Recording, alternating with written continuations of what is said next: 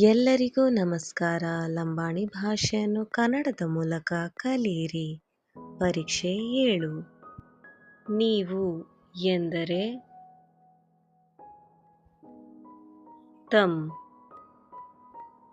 ಮನೆ ಎಂದರೆ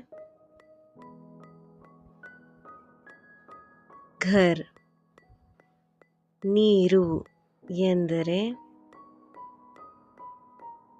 ಪಾಣಿ.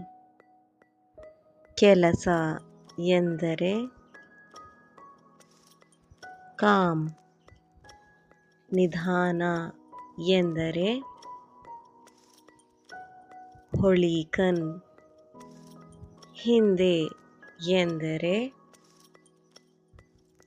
ಪಾಚ್. ಇಂತಹ ಹೆಚ್ಚಿನ ವಿಡಿಯೋಗಳಿಗಾಗಿ ಲೈಕ್ ಮಾಡಿ, ಶೇರ್ ಮಾಡಿ ಮತ್ತು ಸಬ್ಸ್ಕ್ರೈಬ್ ಮಾಡಿ.